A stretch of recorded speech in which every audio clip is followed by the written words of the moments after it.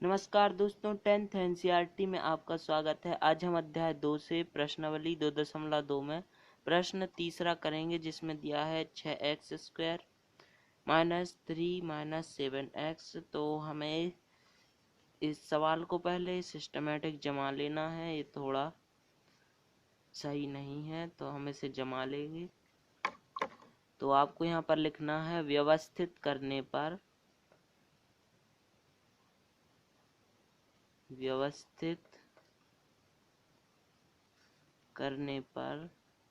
इसके बाद हम इसे इस तरह जमाएंगे। 6x² ज्यों का त्यों माइनस 7x हम बीच में ले आएंगे और माइनस 3 पीछे। इसके बाद हम इनको अभाज्य गुणनखंड विधि से तोड़ना है। तो हम इसे तोड़ते हैं। हम सबसे पहले अचर संख्या का x² के गुणांक में गुणा करते हैं। तो चलिए 3 का 6 में गुणा कर लेते हैं। तो 6 3 18 आएगा। तो हमें ऐसी दो संख्याएं चाहिए जिनका जोड़ना घटाना 7 हो, ऋण 7 हो और गुणा करने पर 18 हो। तो वे दो संख्याएं 9 और 2 हैं। धन के 2 और ऋण के 9 हम ले सकते हैं यहाँ पर।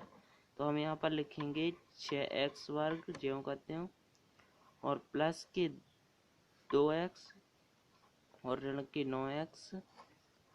इसके बाद ऋण 3 ज्यों का त्यों और ये द्विघात बहुपद है तो ये शून्य के बराबर होता है, तो हम यहाँ पर शून्य लिख देंगे। इसके बाद आपको यहाँ पर कॉमन लेना है। तो हम यहाँ पर देखिए, आपको यहाँ देखना है 6 और 2x में।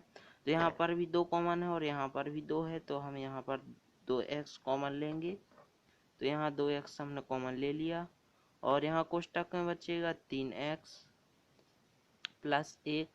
अब आप कहेंगे 3x प्लस 1 क्यों बचा? तो यहाँ पर 2x तो हमने कॉमन ले लिया और यहाँ पर भी 2x ले लिया, तो यहाँ पर बचेगा, यहाँ x² है तो 3x यहाँ पर शेष बचेगा। इसलिए अब आगे बढ़ते हैं। तो यहाँ पर ऋण है तो ऋण यहाँ पर हम लेंगे 3 कॉमन। यहाँ पर 3 है 9 के पास और यहाँ पर भी 3 है, तो हम यहाँ पर 3 कॉमन ले लेंगे और कोष्टक में अंदर बचेगा 3x। 3x इसलिए बचेगा क्योंकि कोष्टक के बाहर और अंदर की संख्या का गुणा होगा, तो यहाँ पर होगा 9x और ऋण 1। हम यहाँ पर 3 इसलिए नहीं लिखेंगे क्योंकि मैंने अभी बताया आपको कोष्टक की अंदर की और बाहर की संख्याओं का गुणा होता है और यहाँ पर बराबर में 0 है। इसके बाद आपको इन दोनों कोष्टकों में से कॉमन लेना है और एक 2x ऋण 3 का कोष्टक बनेगा। तो यहाँ पर एक कोष्टक कॉमन ले लिया और दूसरा कोष्टक बनेगा 2x ऋण 3 और ये बराबर ज्यों का त्यों।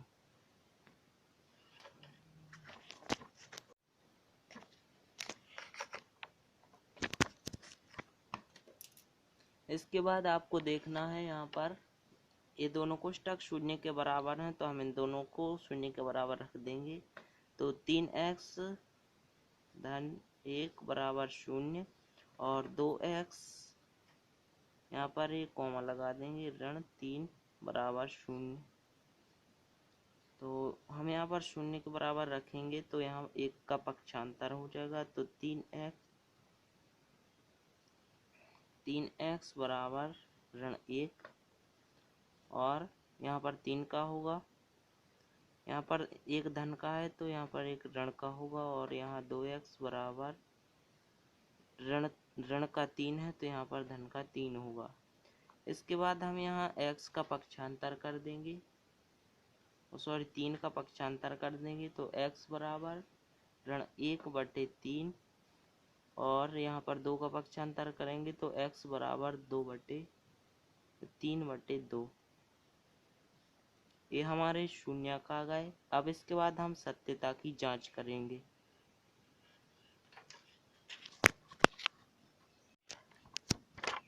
इसके बाद हमें शून्यकों का योगफल का फॉर्मूला लगाना है। सत्यता की जांच करने के लिए हम 2 फॉर्मूले लगाते हैं, एक शून्यकों का योगफल और दूसरा शून्यकों का गुणनफल। तो सबसे पहले हम शून्यकों का योगफल का फॉर्मूला लगाएंगे।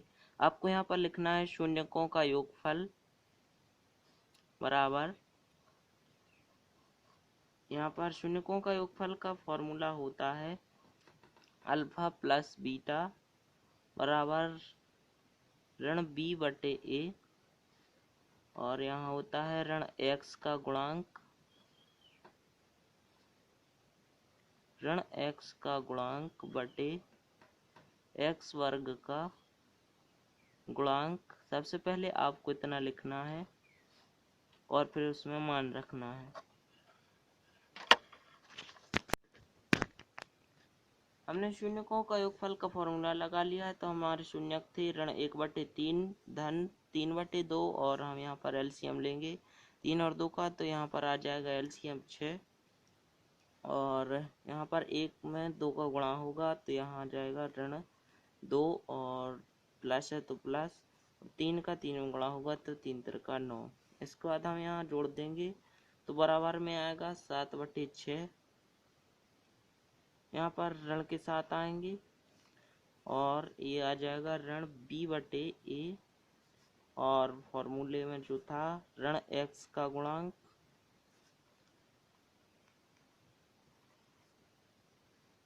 बटे एक्स वर्ग का गुणांक। तो आप क्वेश्चन में देख सकते हैं यहाँ पर ऋण एक्स का गुणांक ऋण 7 है और एक्स वर्ग का गुणांक 6 है। इसके बाद हम दूसरा फॉर्मूला लगाएंगे शून्यकों के योगफल का, शून्यकों के गुणनफल का। तो शून्यकों के गुणनफल हम लिखते हैं, तो हमारे शून्यक थे ऋण 1/3 गुणा 3/2, तो यहाँ पर हम गुणा करेंगे तो आ जाएगा ऋण 3/6, 3 दूनी 6 और ऋण 3 एकम 3, और यहाँ पर है ऋण सी बटे ए, यह हमारे फॉर्मूले में है। और इसके बाद है अचर पद, अचर पद या अचर राशि, आपको यहाँ पर कंफ्यूज नहीं होना है, पुस्तक में अचर राशि होगा। इसके बाद एक्स वर्ग का गुणांक, तो आप क्वेश्चन में जाकर देख सकते हैं एक्स वर्ग का गुणांक 6 है और अचर पद जो है हमारा ऋण 3 है। तो हमारा सवाल सही है, सत्यता की जांच हो गई।